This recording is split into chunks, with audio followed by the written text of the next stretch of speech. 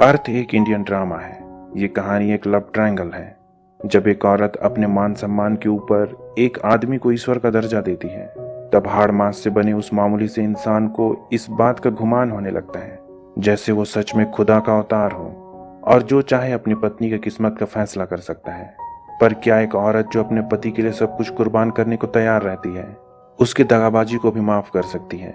या फिर ईश्वर बन बैठे इंसान को उसका फरेब फिर से हाड़ मांस का एक मामूली और मजबूर इंसान बना देता है? लेकिन इससे पहले कि हम इस कहानी को देखें, अगर आपको मेरा काम पसंद आता है तो वीडियो को लाइक, शेयर और चैनल को सब्सक्राइब कर दें। इंदर मल्होत्रा एक फिल्म डायरेक्टर है जो लो बजट की फिल्में बनाता है, प्रोडक्ट्स के लिए एड भी शूट किया करता है। उसकी एक खूबसूरत पत्नी है पूजा मल्होत्रा, बड़ी ही स्वाभिमानी है। बचपन से एक अनाथ आश्रम में पली बड़ी है। अपने छोटपन से ही उसने दुनिया के बदलते रंग देखे थे, लेकिन अब उसकी जिंदगी पहले के मुकाबले एकदम बदल चुकी है। इंदर के साथ उसे सेटलमेंट का एहसास होता है, लेकिन इंदर मल्होत्रा एक शॉर्ट टेम्पर्ड आदमी है। अगर उसे उसके काम को लेकर कोई रोक टोक करे या नुक्स निकालने लगे तो झट से लड़ पड़ता है। प्रोड्यूसर से भी गाली गलौज और मारपीट करने में उसे कोई गुरेज नहीं है। हालांकि अपनी पत्नी पूजा के साथ उसका बर्ताव ऐसा झगड़ालू नहीं है, पर इंदर के इस तुनक मिजाजी की वजह से घर पर कई आफतें भी आती है। एक दिन इसी तरह के किसी फसाद में पड़ने की वजह से उसे प्रोडक्शन कंपनी के दिए घर से निकाल दिया जाता है। कुछ महीने पहले ही वे एक घर की तलाश में दर दर भटक रहे थे। आज फिर से वही हालत होने वाली है। पूजा का कभी कोई अपना घर नहीं रहा है। पूरा बचपन उसने ऑर्फनेज में बिताया था। यही वजह है कि उसके लिए एक घर का महत्व किसी से भी कहीं अधिक है। एक दिन जब पूजा अपनी एक फ्रेंड अपर्णा के घर में अपसेट बैठी थी, जैसे घर के चले जाने से जिंदगी ही खत्म हो जाएगी, इंदर का वहां फोन आता है। वो पूजा से कहता है कि उन्हें घर आज ही खाली करना होगा। लगता है वे बेघर होने वाले हैं। पूजा भागी भागी इंदर के पास जाती है, पर देखती है कि ये एक सरप्राइज है। उसने पूजा को एक फ्लैट की चाबी दी और यकीन दिलाने के लिए फ्लैट के कागज पर पूजा का नाम भी दिखाया। ऊपर से घर के डेकोरेशन के लिए काफी पैसे भी दिए। पूजा को यकीन ही नहीं हो रहा था कि इंदर ने ये सब अचानक कैसे मैनेज कर लिया। पर इंदर कहता है कि उसे एक प्रोड्यूसर मिल गया है। हमने एक प्रोडक्शन कंपनी शुरू की है। कल ही गोवा के लिए निकलना है। वहाँ 3 फिल्मों की शूटिंग करनी है। एक फिल्म में तो फेमस सेलिब्रिटी कविता सान्याल भी काम कर रही है। अब वो बड़ी फिल्में बनाएगा। पूजा ने एक घर का सपना तो देखा था, पर जानती नहीं थी कि ये इतनी जल्दी पूरी हो जाएगी। सब कुछ सपने जैसा है, जागते ही कहीं गायब ना हो जाए। इंदर के गोवा जाने के बाद पूजा ने भी इस घर को पूरी तरह से सजा लिया। घर में हाथ बटाने के लिए एक काम वाली बाई भी रख ली। बाई यहाँ अपनी बेटी को साथ लेकर आती है। घर में नहीं छोड़ सकती है। उसका पति एक नंबर का शराबी है, उसे मारता है। बेटी घर पर रहेगी तो उसे भी मारेगा। ऊपर से उसने एक दूसरी औरत भी कर ली है। जब पूजा उस बाई की कहानी सुनती है तो उसे उसके पति के ऊपर बड़ा गुस्सा आता है, कैसे वो उस आदमी के साथ रह लेती है। ऊपर से उसका शराबी पति उसी के कमाए पैसे भी उड़ाता है। पर बाई कहती है कि हम औरतें कर भी क्या सकती हैं, आखिर 7 जन्मों का साथ है, पति को छोड़कर जा भी कहाँ सकती है। लेकिन वो कहती है कि अपनी बेटी के लिए अपनी तरह का भविष्य नहीं चाहती है। वो तो उसे अंग्रेजी स्कूल में पढ़ा लिखा कर काबिल बनाएगी। इसलिए वो पूजा से कहती है कि उसे उसकी पगार ना दे, बल्कि इस पगार को अपने पास जमा रखे। अगर उसके पति को पता चलेगा कि वो यहाँ भी काम करती है तो उसके सारे पैसे लूट लेगा और शराब में उड़ा देगा। इधर कुछ दिनों बाद इंदर भी वापस लौट आता है, पर आजकल उसका घर में रहना बिल्कुल कम होता जा रहा है। कहता है कि काम का दबाव है। हालांकि इंदर काम तो कर रहा है, पर कैसे फिल्म एक्ट्रेस कविता सान्याल के साथ लव अफेयर में पड़ गया है उसे खुद इसका एहसास नहीं हुआ। और ये सब आज से नहीं, काफी लंबे समय से चल रहा है। इंदर को नया घर कविता नहीं दिया था। इंदर देर रात तक कविता के साथ ही रहता है और सुबह होते होते वापस पूजा के पास लौट आता है। लेकिन अब तक उसने पूजा को इस बारे में भनक तक लगने नहीं दी है। पर यह भी सच है कि ऐसी दोहरी जिंदगी ज्यादा दिनों तक नहीं चलती है। एक ना एक दिन राज खुल ही जाएगा। एक दिन कविता ने भी इंदर से कह दिया कि अगर आज वो अपनी पत्नी को उनके रिलेशन के बारे में नहीं बतलाएगा तो वो खुद पूजा को फोन करके सब कुछ बतला देगी। उस दिन घर जाने के बाद इंदर ने बड़ी हिम्मत जुटाई कि वो पूजा को सब कुछ सच बतला देगा, पर वो ये सब उससे कैसे कहेगा समझ में नहीं आ रहा है। उसके दिमाग में इस बात को लेकर इतना तनाव है कि वो अपने क्लाइंट से भी बिना मतलब लड़ने लगा है। जब इंदर पूजा को अपने और कविता के बारे में बतलाने की हिम्मत नहीं जुटा पाया, तब कविता एक दिन खुद पूजा को फोन करती है, पर दूसरी तरफ से खामोश रहती है। पूजा को पता नहीं है कि उसकी जिंदगी में क्या तूफान आने वाला है। ये खामोशी अपने साथ बड़ी बर्बादी लाने वाली है। पर जब कविता बार बार फोन करने लगी, तब इंदर ने कविता के डर से पूजा को सब कुछ सच बतला दिया। उसने तो एक पल में पूजा की सारी खुशियां छीन ली। धीरे धीरे इंदर भी पूजा से दूर होता जा रहा है। अब तो घर आने का, पति होने का दिखावा भी खत्म हो गया। पूजा की हालत देखकर उसकी दोस्त अपर्णा के पति ने उसे दिलासा दी कि इस तरह के रिश्ते ज्यादा दिनों तक नहीं टिकते हैं, इंदर को थोड़ा वक्त दो, वो खुद उसके पास वापस आ जाएगा। लेकिन जैसे जैसे दिन बीत रहे हैं, बात और भी बिगड़ती हुई दिखने लगी है। इंदर ने घर भी आना छोड़ दिया है। रात में पूजा कई बार जागती रहती है। लगता है दरवाजे पर कोई आहट हुई है, इंदर आया होगा, पर सब उसका वहम भर है। जब कई दिनों तक इंदर घर नहीं आया, तब एक दिन पूजा इंदर से मिलने उसके ऑफिस चली गई। उसने रोते गिड़गिड़ाते हुए कहा कि आखिर उससे क्या गलती हो गई है, आखिर उसने उससे प्यार करना बंद क्यों कर दिया। अब भी मौका है, वे दोनों मिलकर नए सिरे से शुरुआत कर सकते हैं। पर इंदर अब पूजा के पास वापस नहीं लौटना चाहता है। वो कविता से प्यार करता है। उसने फैसला कर लिया है कि वो अब कविता के साथ ही रहेगा। मायूस होकर पूजा को वहां से लौटना पड़ता है। पर घर आने के बाद वो कविता को फोन लगाती है। उसके सामने गिड़गिड़ाती है कि वो उसके पति को उससे ना छीने, वो उसके बिना मर जाएगी। पर कविता ने उसे इसका कोई जवाब नहीं दिया। इंदर के द्वारा रिजेक्ट कर दिए जाने के बाद पूजा अंदर से टूटने लगी है। उसका सारा स्वाभिमान जाता रहा। अब तो घर में रहना भी मुश्किल होता जा रहा है। उसकी हालत देखकर एक दिन उसकी सहेली अपर्णा उसे सलाह देती है, क्यों ना वो उसके साथ एक पार्टी में चले। बाहर निकलेगी तो उसका मन लगा रहेगा। इस पार्टी में उसकी मुलाकात राज नाम के एक गजल सिंगर से होती है। वो फिलहाल एक स्ट्रगलर है, छोटी मोटी महफिलों में गाया करता है। आज उसे यहाँ गाने के लिए बुलाया गया है। बात करने पर वो एक अच्छा आदमी मालूम पड़ता है। उसके साथ पूजा का मन थोड़ा हल्का हुआ।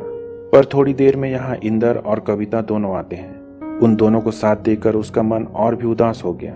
पूजा के लिए उन दोनों को साथ देखकर वहां रहना मुश्किल हो रहा था। उसने इस पार्टी में खूब शराब पी, चलकर घर जाना भी मुश्किल हो गया। तब राज ने उसे उसके घर तक छोड़ा। कविता ने भी पार्टी में पूजा को देखा था, पर उसे वहां ना देखने का नाटक करती रही। लेकिन जब वापस अपने घर आई तो उसे पैनिक अटैक आने लगे। पसीने से तरबतर हालत खराब होने लगी। इंदर ने किसी तरह उस पर काबू किया। अगली सुबह इंदर गुस्से में पूजा के पास आया और उसे कोसने लगा। कहता है कि कल उसकी घटिया हरकत से कविता की तबीयत खराब हो गई। अगर कविता उससे प्यार करती है तो इसमें उस बेचारी की क्या गलती है। वो मुझे तुमसे कहीं ज्यादा प्यार करती है। अगर गलती से उसने उसे मंगलसूत्र पहना दिया तो इसका ये हरगिज मतलब नहीं है कि तुम कविता को जलील करती फिरो। पर जब पूजा कहती है कि कम से कम इतनी तो इज्जत करो इस घर की, यहाँ आकर उसे कोसने का क्या मतलब है। उसे कविता के घर में जाकर जो करना है करे, पर यहाँ उस पर चीखे ना। तब इंदर कहता है कि जिसे तुम अपना घर कह रही हो, सब कविता की वजह से है। जिस कविता का नाम तुम सुनना भी नहीं चाहती हो, सब उसी के पैसे से बनाया गया है। ये घर, यहाँ रखे सारे सामान सब उसी के हैं। अगर उसे और पैसे चाहिए तो वो भिजवा देगा, बस वो उसे और कविता को चैन से जीने दे। अब तो पूजा का दिल पूरी तरह से टूट चुका है। उसे पैसे और घर से कोई मतलब नहीं है। बिना अपने प्यार के घर की दीवारें महज ईंट पत्थर हैं। ऐसे भी उसने अपना पूरा जीवन अनाथ होकर गुजारा था।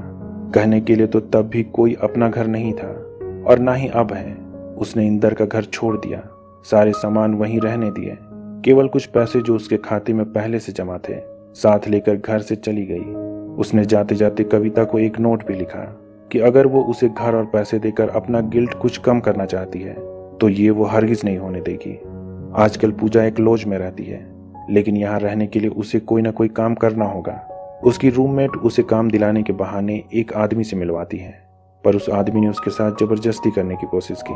असल में उसकी रूममेट एक कॉल गर्ल है, और जब उसे पता चला कि उसे भी काम चाहिए तो उसने उसे भी उस काम में लगाने की कोशिश की जिसमें वो खुद माहिर है। पर पूजा वहां से भाग आई। बाद में पूजा ने एक स्टूडियो में रिसेप्शनिस्ट का इंटरव्यू दिया, पर उन्हें तो एक बैचलर लड़की चाहिए थी, इसलिए वहां काम नहीं बना। पर यहाँ स्टूडियो में उसकी मुलाकात फिर से उस गजल सिंगर राज से हुई। वो यहाँ ऑडिशन देने आया था, लेकिन यहाँ उसे भी रिजेक्ट कर दिया गया है। उस दिन दोनों ने साथ मिलकर अपने अपने फेलियर को सेलिब्रेट किया। शाम को जब इंदर कविता के घर गया तो देखता है कि कविता बड़े गुस्से में है। वो शक करती है कि इंदर जितने समय उससे दूर रहता है अपनी पत्नी पूजा के साथ रहता है। वो तब तक नहीं मानेगी जब तक कि इंदर अपनी पत्नी पूजा को तलाक न दे और उसे शादी न कर ले। एक दिन राज पूजा के लॉज के बाहर उससे मिलने आता है। बड़ा खुश है क्योंकि आज पूजा का बर्थडे है। उसने इंटरव्यू वाले दिन फॉर्म पर उसे अपना डेट ऑफ बर्थ लिखते हुए देख लिया था। उसने शाम को अपने घर में उसे एक छोटी सी पार्टी में बुलाया है। आज शाम लॉज में इंदर भी आया। पूजा को लगा था कि इंदर उसे बर्थडे विश करने आया है, पर उसे तो उसका बर्थडे भी याद नहीं है। वो तो यहाँ डाइवोर्स पेपर में सिग्नेचर कराने आया है। ये शाम पूजा के लिए बड़ा भारी था, पर राज के घर जाने के बाद वहां उसे थोड़ा अच्छा लगा। जाहिर सी बात है कि राज उसे पसंद करता है। उसे तो पूजा और इंदर के बारे में सब कुछ मालूम है, लेकिन इसके बावजूद वो उसे चाहता है। आज उसने उसे बर्थडे गिफ्ट के तौर पर एक बड़े होटल में रिसेप्शनिस्ट की नौकरी का अपॉइंटमेंट लेटर दिया। यह होटल राज की गायकी के दीवाने किसी आदमी का है। उसने उससे बात करके पूजा को वहां नौकरी पर लगवा दिया। राज ने कुछ समय पहले एक एल्बम रिकॉर्ड किया था। जब उसके गजल के रिकॉर्ड मार्केट में आए तो इसने बाजार में धूम मचा दी। एक पल में वो स्टार बन गया। उसने अपनी कामयाबी पूजा के साथ एक रेस्टोरेंट में सेलिब्रेट की और बाद में उससे अपने प्यार का इजहार किया। वो उसे चाहता है और हमेशा खुश रखेगा, पर पूजा ने उसे मना कर दिया। उसमें फिलहाल और किसी रिश्ते में बंधने की ताकत नहीं है। एक दिन पूजा की पुरानी बाई उससे मिलने आती है। वो अपनी बेटी के एडमिशन के लिए उसकी मदद चाहती है। अंग्रेजी स्कूल में सब अंग्रेजी में बात करते हैं। उसे वहां कुछ भी समझ में नहीं आता है। क्या वो उसकी बेटी का एडमिशन कराने में उसकी मदद करेगी? पूजा एडमिशन कराने के लिए बाई के साथ स्कूल के प्रिंसिपल से मिलती भी है। बस फीस के साथ डोनेशन भी जमा करना होगा। बाई ने बड़ी मेहनत से पैसे जोड़ कर रखे थे। पैसों की कोई परवाह नहीं है, सब इंतजाम हो चुका है। एक दिन पूजा से मिलने कुछ लोग आते हैं। एक बूढ़ी महिला भी है।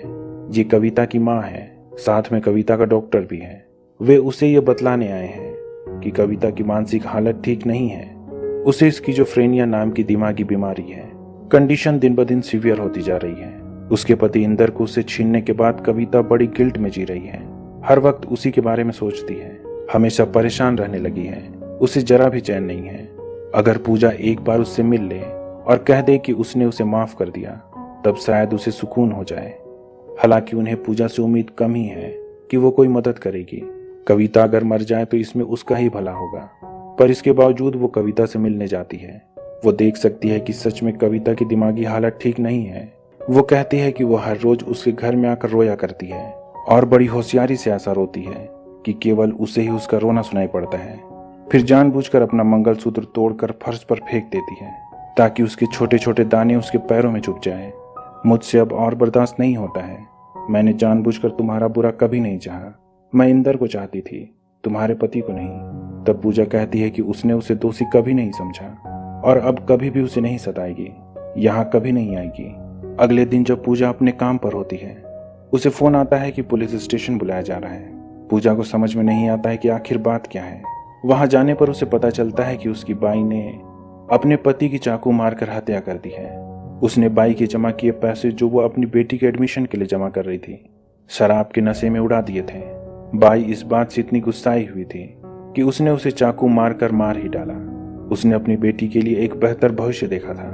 अपनी आंखों के सामने इसे बर्बाद होते नहीं देख सकती थी, लेकिन अब उसकी बेटी का ख्याल रखने वाला कोई नहीं है। पूजा भी कभी यतीम थी, इसलिए बाहर इस बच्ची की क्या हालत होगी उसे अच्छे से समझ सकती है। पूजा ने उस बच्ची को गोद ले लिया और उसकी देखरेख की सारी जिम्मेदारी अपने कंधे पर उठा ली। इधर इंदर और कविता की शादी की तारीख तय हो चुकी है, लेकिन जब कार्ड प्रिंट हुए तो कविता ने कार्ड फाड़ कर उसे फेंक दिया और कहती है कि जब पूजा उससे मिलने आई थी तब उसके दिमाग में ख्याल आया कि जो आदमी उसे 7 सालों में कोई सिक्योरिटी नहीं दे सका, वो मुझे क्या देगा। वो कहती है कि कार्ड फाड़ कर उसे अजीब से सुकून मिल रहा है। वो अब और इस गिल्ट में नहीं जी सकती है। उसके साथ उसकी जिंदगी केवल झूठ और फरेब का जीना है। वो इस नए डर के साथ नहीं जी सकती है कि कल वो उसे भी छोड़ देगा। उसे इस रिश्ते के खोट नजर आ गए हैं। कविता ने उसे छोड़ दिया है। इंदर भी बेचारा क्या करता, कहाँ जाता। सो वापस लौटकर पूजा के पास आ गया और वादा किया कि वो दोबारा कविता के पास नहीं जाएगा। लेकिन पूजा ने उससे एक सवाल पूछा कि अगर तुम्हारी जगह मैं होती और लौटकर उसके पास वापस आती तो क्या वो उसे एक्सेप्ट करता। जाहिर सी बात है कि पूजा अब इंदर को अपनी जिंदगी में शामिल नहीं कर सकती है।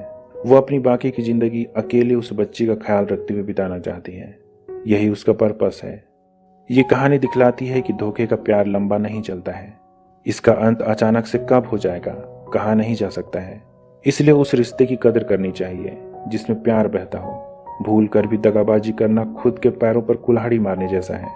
इसी के साथ ये कहानी खत्म हो जाती है। उम्मीद करता हूँ कि ये कहानी आपको पसंद आई होगी। अगर ऐसा है तो वीडियो को लाइक, शेयर और चैनल को सब्सक्राइब कर दें। अभी तक बने रहने के लिए शुक्रिया।